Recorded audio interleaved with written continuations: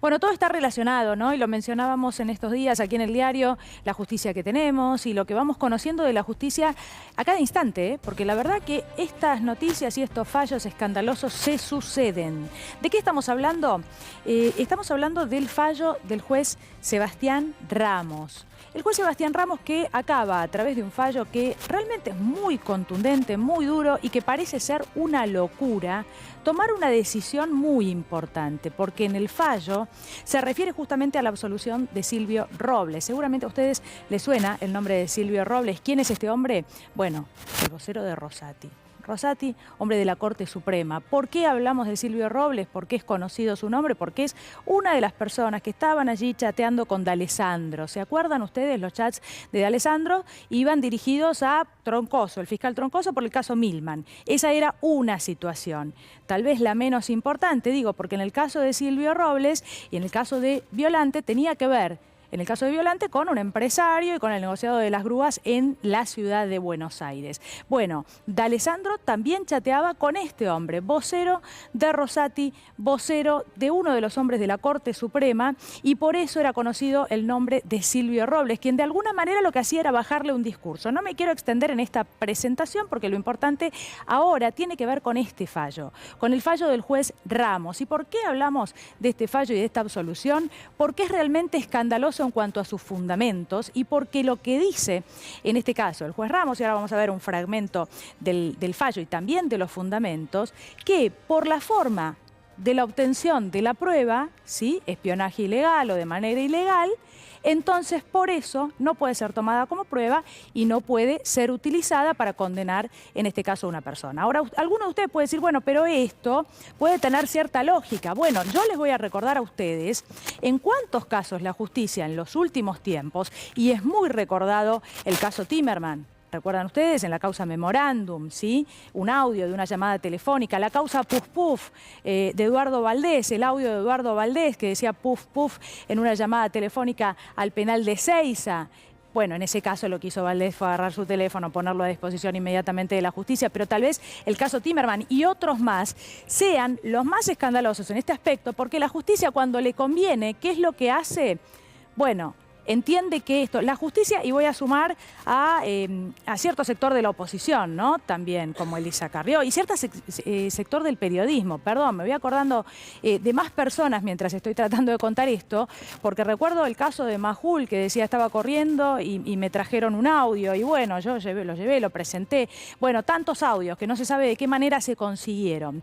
Bueno, en este caso, la situación vuelve a ser la misma, pero otra vez la justicia, con una vara totalmente distinta. Ustedes recuerdan lo que sucedió en la causa Memorándum con el ex canciller Héctor Timerman. Una vergüenza, dolorosísimo lo que sucedió. Bueno, tenía una enfermedad terminal, no lo dejaron viajar a Estados Unidos. ¿Se acuerdan? Una tortura en el tramo final de su vida y con una dolencia muy pero muy grave. Bueno, donde la justicia a veces puede, ¿no?, hacer excepciones y decir, en este caso hay que tener un poco de humanidad para una persona mientras está siendo investigada, cosa que a la que todos los argentinos estamos expuestos. Pero bueno, vuelvo a este fallo y a los argumentos, en este caso, del juez Ramos, porque tratándose aquella persona a la que va a investigar, una persona muy importante, bueno, el vocero de Rosati, ¿no?, seguramente muy importante para cualquier hombre de la justicia tener que expedirse respecto de una persona tan importante. Los argumentos en el marco de esta causa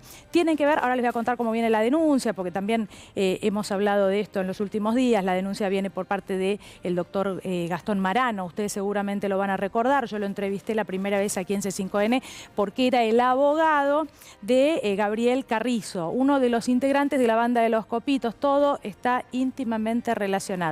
De la banda de los Copitos, que, ¿recuerdan ustedes? Bueno, tuvo actuación y está siendo investigada lentamente, pero investigada por el atentado a la vicepresidenta de la Nación. Bueno, vamos a leer uno de los fragmentos del fallo. Ya sabemos, a quién absuelve, sabemos quién es el juez y sabemos cómo viene la denuncia. ¿Qué es lo que dice y por qué es escandaloso este fallo? Bueno, por los argumentos les decía que utiliza. Yo les ponía algunos ejemplos de la doble vara, ¿no?, de la justicia en estos casos. Bueno, ¿qué es lo que dice acá Ramos? El juez debe velar porque no haya injerencias arbitrarias o ilegales en la vida privada de las personas sin razón que lo justifique, lo que necesariamente implica proteger las comunicaciones como todo aquello que afecte la intimidad de los individuos que conviven en un Estado constitucional de derecho, salud, patrimonio, etc. Y por supuesto que es así. Y en el que se aspira a vivir en un marco democrático donde el ser humano se pueda desarrollar con plenitud, sin temor a que alguien o el propio Estado se entrometa en su vida privada de forma ilegal. Acá sigo recordando casos, ¿no? Como recuerdan la conversación Cristina Kirchner, Oscar Parrilli, que en realidad no aportaba absolutamente nada. Sí había una referencia a los jueces, pero donde lo que más resultaba más llamativo era un insulto, ¿no?, en boca de la vicepresidenta, ahora vicepresidenta de la Nación. Pero este fallo habla y realiza, me voy adelantando un poquito, pero ahora se los voy a leer, realiza una especie de comparación con las prácticas de la dictadura militar. Y acá es donde se vuelve escandaloso, porque según cuando la justicia no avanza en investigar el espionaje ilegal, y me refiero a todo tipo, el espionaje político que hubo durante el gobierno de Mauricio Macri a los propios miembros de su gobierno, pero también, y donde parece todavía más terrible, a las propias familiares de las víctimas del Ara San Juan, del submarino Ara San Juan. Bueno, un escándalo esa causa, ¿no? La doctora Valeria Carreras reclamando y explicando ante los medios de comunicación durante mucho tiempo de qué manera les borraban contenido de los teléfonos a los familiares de las víctimas. Y cuando digo contenido de los teléfonos, me refiero a tal vez el último audio que tenían de su propio hijo en vida, ¿no? Nada más y nada menos que eso.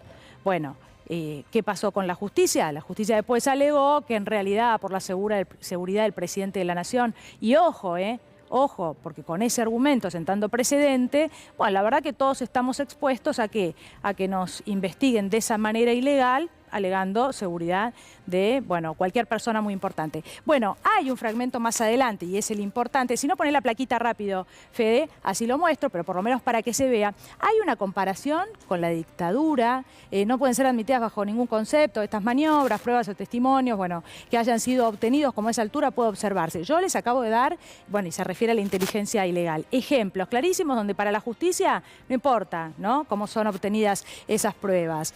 Aquí está el denunciante, Marano Gastón Matías, bueno, artículos y demás, pero había una plaquita donde está justamente la comparación con la dictadura. Si la tenés, a ver, ahí viene. Bueno, la comparación con la dictadura militar, acá está.